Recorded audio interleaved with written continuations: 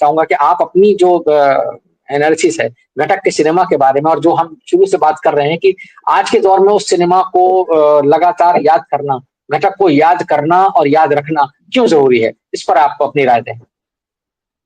जी, आप सभी को नमस्कार। और मुझे लगता है कि घटक साहब पे बहुत सारी बातें हो चुकी हैं। मैंने कल ही आपके इस नोटिस के बाद सुवर्ण रेखा फ़िल्म देखी फिर से, और मैं याद करना चाह रहा था, चीज़ों को देखना चाह रहा था। फिर उसके संदर्भ में जब मैंने, चूँकि पार्टीशन को लेके मैंने थोड़ा बहुत काम किया है, लेकिन मेरा पार्टीशन पे काम मुख्य रूप से पश्चिम की तरफ का था, उत्तर-पश्चिम भारत का, जहाँ भारत-पाकिस्तान का बॉर्डर आता है। ईस्ट पंजाब, वेस्ट पंजाब की बात होती है। ज़्यादातर वो हिंदू-मुस्लिम के संदर्भ में ही हम उस पार्टीशन की बात करते हैं, और उनकी ही डिमांड हम फ़िल्मों में करते रहे हैं। सुवर्ण रेखा हो, मेघा का तारा हो, कोमल गांधार हो, इन सभी फ़िल्मों में पार्टीशन है, विस्थापन है, व्यक्ति की पीड़ा है, सब कुछ है, लेकिन वो हिंदू-मुसलमान वाले दायरे में नहीं जाती हैं। एक अलग किस्म से उस विस्थापन को, उस विभाजन को लेकर चलती है, और मनुष्य की जो जिजीविषा है, मनुष्य की जो लड़ाई है, अपने को बचाने की लड़ाई है, उसको लेके चलती है। और बेरोज़गारी, जो वहाँ से आने के बाद रोज़गार की तलाश है, उसमें भटकती हुई कैसे उनका जीवन चलाना मुश्किल हो रहा है, इन सारी चीज़ों में जाती है। मैं यहाँ इस बात को बिल्कुल नहीं भूलना चाहूँगा, और सिर्फ़ रेफ़रेंस के लिए नहीं, घटक साहब की जो शुरुआती दौर है, वो इप्टा के साथ जुड़ा हुआ है। जो वामपंथी झुकाव या वामपंथी प्रभाव उनके ऊपर पड़ा, वो आजीवन उनके साथ रहा है। हम अमूमन फ़िल्म मेकर पे बात करते हुए उनके इस प्रभावों को भूल जाते हैं, और आज के माहौल में तो ख़ास करके अगर कहीं से भी वाम का प्रभाव दिख रहा हो, तो सबसे पहले उसको मिटाने की या हटाने की कोशिश करते हैं।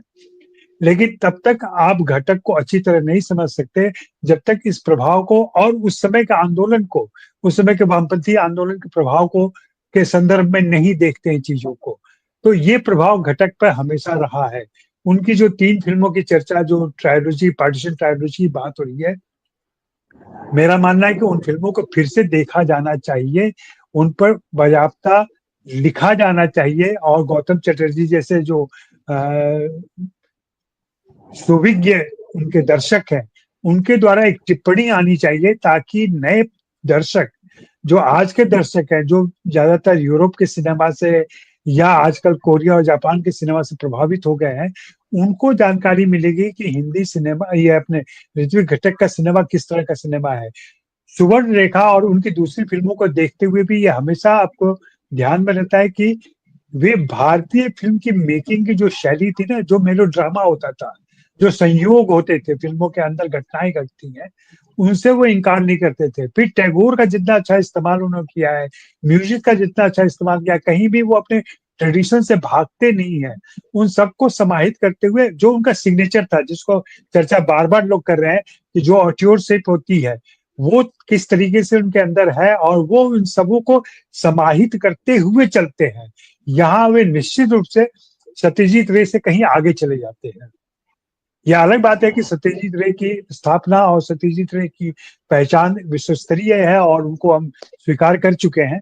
लेकिन चूँकि इन लोगों का मूल्यांकन नहीं हो सका, इनको सिर्फ़ अल्कोहलिज़्म, एनार्किज़्म उनका, निहिलिज़्म उनका, उनका बेवड़ापन, इन सारी चीज़ों पर समाहित करके उसके साथ एक म कुछ ग्लोरियस सा जोड़ के, इसमें भी एक ग्लैमर है, उसको जोड़ के इनकी चर्चा कर दी जाती है। जैसे कि संजीव जी ने बताया मधुमती का किस्सा, मुझे किसी ने मधुमती का किस्सा ये बताया था कि जब बिमल रॉय फ़िल्म से उनके लिए फिक्स कर दिया गया था कि रोज़ शाम में 1 पौवा दारू उनको दे दिया जाएगा, और जब लंबा समय हो गया तो उनको लगा कि भई मैं लगातार दारू पी रहा हूँ, मुझे भी कुछ करना चाहिए, तब उन्होंने ये फ़िल्म लिखी थी। और लिखते हुए शायद उन्होंने, मैंने सुना ही है, उन्होंने कहा था कि मैं एक इस फ़िल्म मेकर को बर्बाद कर दूँगा, मैंने इसको पुनर्जन्म की कहानी दे दी है, देखता हूँ क्या कर लेता है ये। तो एक रिवेंज जैसा भी था, जिसकी वजह से उन्होंने वो फ़िल्म दी थी उनको, ऐसा कहते हैं। सच्चाई क्या है नहीं मालूम, लेकिन हमने उनको जिस तरह से सीमित कर दिया है ना, उनके अल्कोहलिज्म में, उनके अराजक जीवन में, उनके पूरे जो लाइफस्टाइल थी उसमें, उससे निकलना पड़ेगा हमें एक व्यक्ति के जीवन में। और व्यक्ति के जीवन में संतरास जो होता है, उसका व्यक्तिगत नहीं होता है।